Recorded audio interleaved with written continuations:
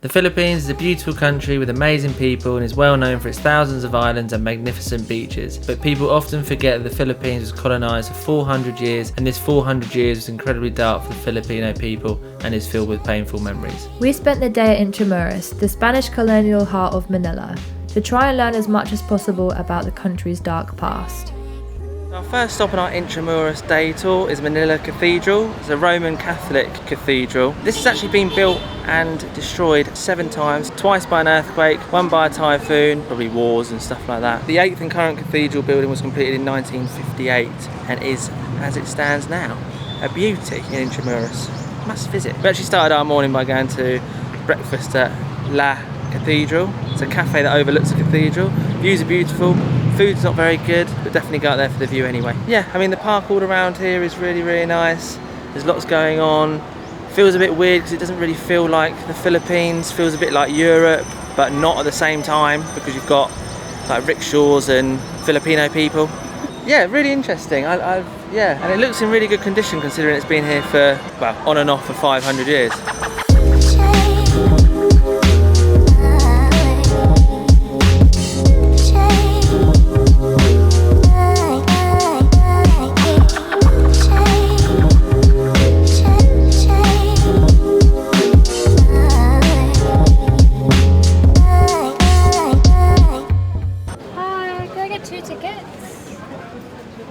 Yes, please. So we've just arrived to Fort Santiago, just a short walk from Manila Cathedral.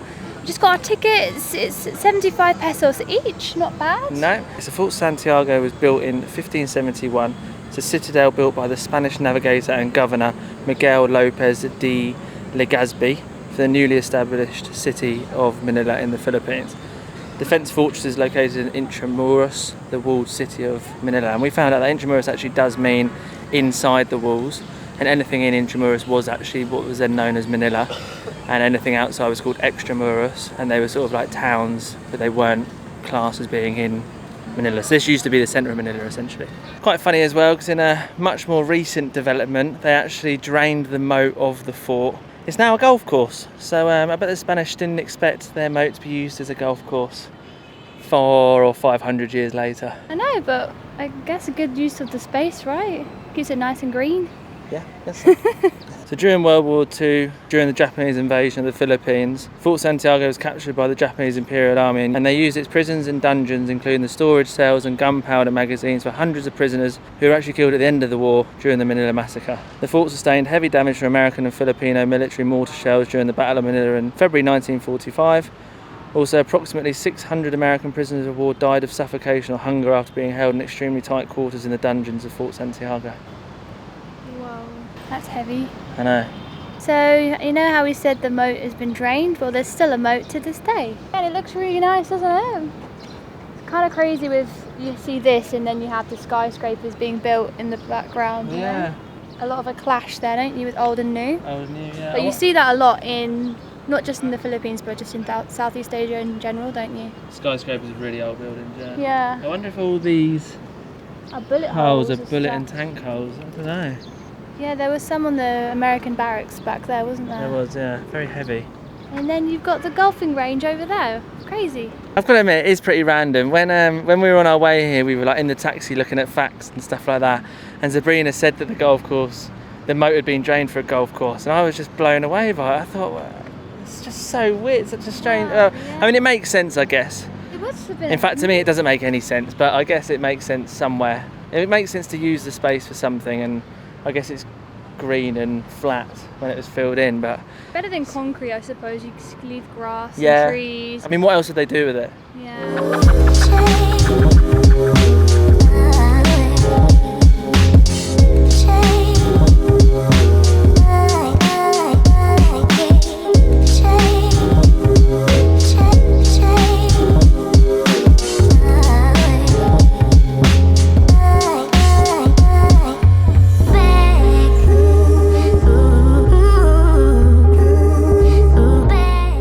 So there's an honour roll here named for prosperity are the men and women who are incarcerated in this fort inside temporary cells built on this spot, suffered with some giving their lives, together with hundreds of unknown heroes who in their individual ways fought and resisted the enemy. I mean, as Sabrina was just saying to me, despite all the terrible things that have happened here, it is actually quite a peaceful place to walk around. I mean, they've obviously restored it quite a lot, but you know, it's a very nice, I mean, it's classed as a national monument, isn't it? So I guess it's all been put here as like a sign of respect for all the terrible things that happened, but they've done a good job. I mean, it's really nice, and the view of the cathedral in the background looks crazy as well. This whole area is It's really very beautiful, lovely. yeah.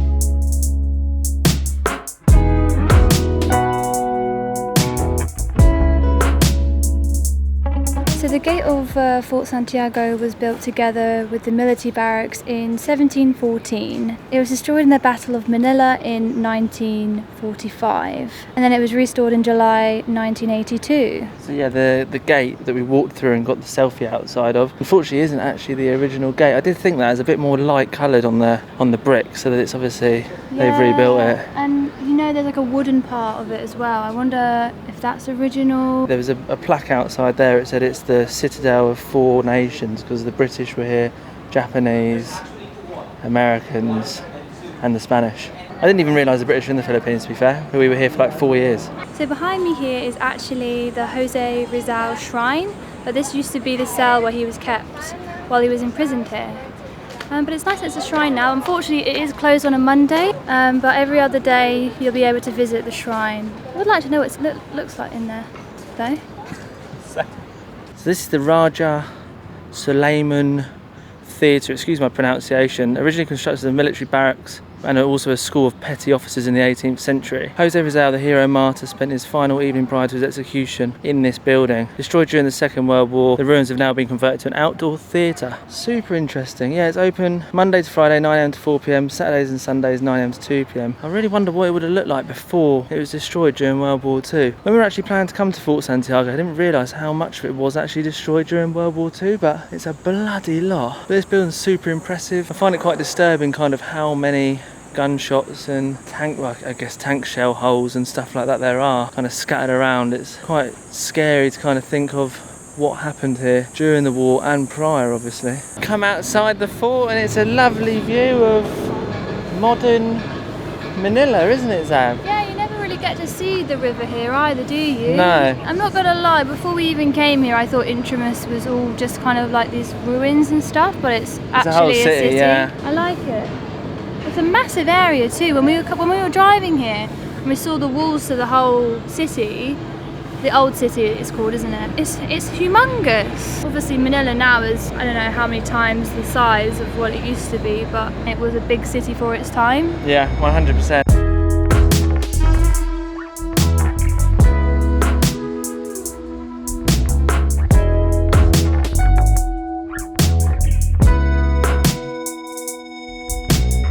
So we just stopped for a nice oat milk latte at Papa Cafe. There's actually a very quite sad poem over there, The Last Farewell by Jose Rizal. I won't read it out because I probably wouldn't do it justice, but I will leave it linked in the top comments. You can go on there and read it. Should have a list of different languages that you can read it in as well. What did you think of the poem? I mean, I've got to admit, I'm not one for poems. And I'll be honest as well, a lot of it I didn't actually understand. It was originally written in Spanish. His friend actually gave it the title and it's been translated into all these languages behind us, Chinese, Japanese and so on. I thought the poem was good. I understood quite the tail end of it. It's been translated into like almost like Old English as well, so it's not the easiest thing to understand, but you get the gist, obviously. It's just him basically saying goodbye and that he died for his country, and it'll be in the top comment anyway. It's a really interesting read. And yeah, let us know what you thought of it. I would read it out, but it wouldn't sound very good in my accent, I don't think. So the coffee shop is actually in a 3 centuries old cistern which was originally constructed to supply fresh water to the residents of the commander of Fort Santiago. After the ravages of World War II left Intramuros in ruins, this is the only structure that was left completely standing, was the cistern. And yeah, it's been restored to be a vital piece of history, and yeah, it's now a coffee shop, and a bloody good coffee shop at that actually, so they're doing it justice. It's quite funny when you go in there, it does smell kind of like an old, like musty kind of tunnel, yeah, cellar, yeah. So I would like, when you go in there, which you'll see in the video, I'd like to see kind of what it looks like behind the coffee shop. Maybe there's like remnants of it being a cistern. I'm not sure what a cistern is. I think it's like a big well, isn't it? Let us know in the comments if you know what a cistern is, because I ain't got a bloody clue. One thing to keep in mind is there's actually quite a lot of entrance fees in Intramuros, But if you go on Klook or Klook, which we've used quite a few times for quite a lot of the activities we've done in the Philippines, you can actually get every entrance fee included for, I think it was 215 pesos. It's one pass for the entire day, 215 pesos per person. And yeah, we'll put a link in the description for it. And we've also got a discount code which you can use if you're spending over $50. You all right, love? Yeah. Just tripped on those things from the trees. Yeah, also keep in mind, don't come on a Monday because that's a lot when of things are shut, yeah. they're shut, Which is what we've done. So we made the mistake for you. this is the White Cross. On this sightline, the mortal remains of approximately 600 Filipinos. Their bodies were found inside a nearby dungeon where victims of the atrocities perpetrated by the Japanese imperial forces were imprisoned during the last days of February 1945. The memory of all these unknown victims of the Japanese atrocities will live forever in the hearts and minds of the Filipino people. The 600 decomposing corpses, victims of the atrocities during the Second World War, discovered at the dungeons of the Liberation Force of the United States, were buried en masse under the white marble cross. So yeah, they're discovered by American liberation soldiers, and then essentially under the white cross is a mass grave. How incredibly sad is that? Yeah, it's horrible, isn't it? We just came out of the dungeon of Fort Santiago. Absolutely bloody awful, isn't it, what these people went through? Can't film there, obviously, out of respect. Just out of respect, yeah. There's some very graphic photos and a lot of graphic details of really what went on here. It's interesting that it was half of Manila was completely flattened during World War II. 100,000 civilian deaths during World War II as well. Yeah, honestly, absolutely harrowing what happened in the... Seeing the pictures of how everything was flattened and the only thing that was standing was... the St. Agustin Church, which we'll be seeing shortly. Definitely worth the visit. But yeah, I didn't really expect to be kind of like shot like that when we went into that dungeon. It was really awful. Yeah, just sobering thoughts really, isn't it? But it's important to come to these places and learn this stuff, you know? I think also it's a good testament to how the Philippines has recovered so well as a country, and how, you know, it's how modern, like for instance like Manila is, how amazing the people are and how much of a beautiful country it is, and how it's so good that after, how long were they occupied for by the Spanish? Like 400 years, and the Americans, Japanese, British. And that's the thing, they survived through it all, you know? Yeah, and how much they've obviously been able to pull back from really 400 years Such of hardships, yeah, 400 years of colonized, of being colonized. Yeah, pick up the Philippines, to be honest. Pick up the Philippines, eh? Amazing, absolutely amazing. Beautiful country, beautiful people.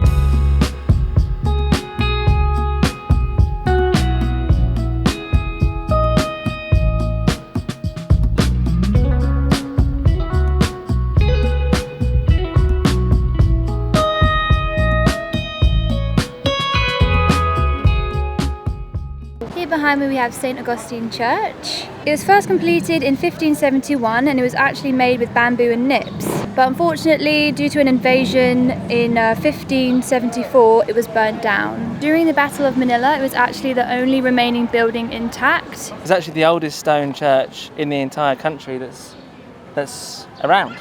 That exists? That exists. How cool is that?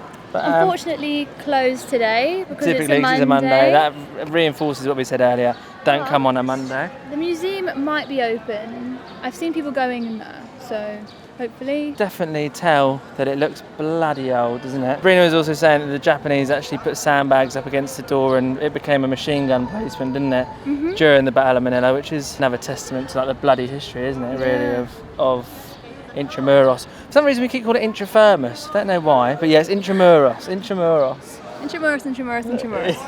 And by a stroke of luck, the doors have just opened. And it is a very beautiful church, isn't it? It is. It's like crazy purple. Inside. Purple and white. And then the stained glass is like purple and yellow, and it's kind of gold looking. The ceiling looks incredible, doesn't it? The way it's carved out. Church has ended up being open.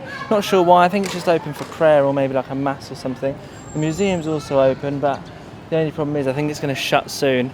200 pesos per ticket as well, so I don't think we're going to go because it's just we're going to go in there and it's going to close by the time we get to see everything. It's about 5 p.m. now, isn't it? Oh, but, yeah, so it's almost 6. Oh no, it's almost 5. But always next time. That's the most amazing thing about these places. There's so much to see, so you can just come back in, can't you? Yeah, this is a really nice place to spend the whole day. You can walk to each place and it's so nice. Cobbled roads. You really feel the history in this area, can't you?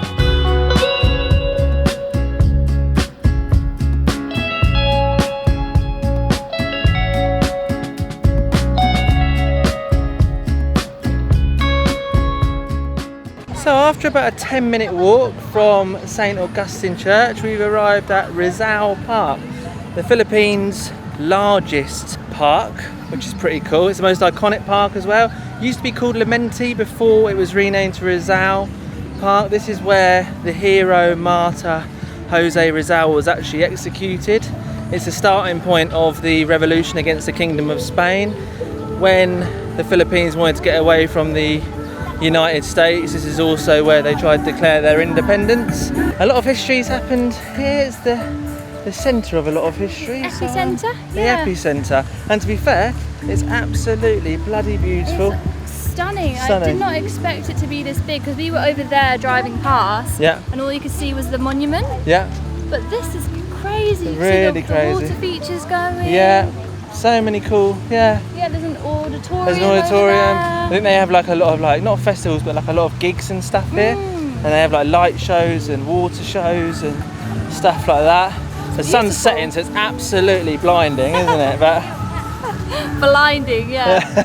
Jose Rizal National Monument, 1913. Constructed of bronze and granite in 1912, the remains of Rizal were transferred from Binondo to the base of the monument on the 30th of December 1912, unveiled on the 30th of December 1913, declared a national monument the 15th of April 2013, and national cultural treasure on the 14th of November 2013. So his remains are actually in there. Yeah, Binondo is the Chinatown in the Philippines, so that's where his remains actually were, but he was actually executed in this location in Rizal Park, as far as I'm aware. And then I'm assuming his remains were taken to Binondo for some reason. I'm not too sure why. Yes, temporarily, and then this was erected. And then brought back here, yeah. How incredible though, don't you think? Beautiful spot though, isn't it? Yeah, it's like today we've come full circle, haven't we? Yeah, we have, yeah. Really cool.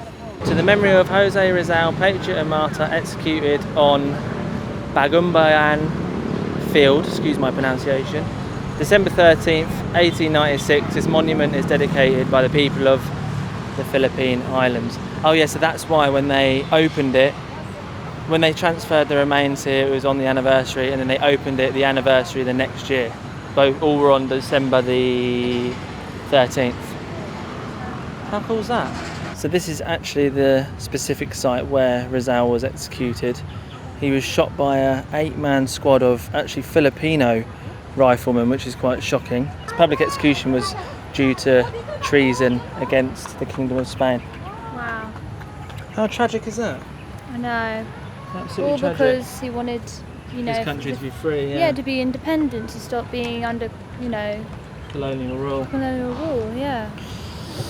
And yeah, it says Rizal's martyrdom fanned the flames of the Filipino Revolution of 1896 and inspired the Filipinos in their resolute and epic fight for freedom. How incredible is that? It gave me chills. Yeah.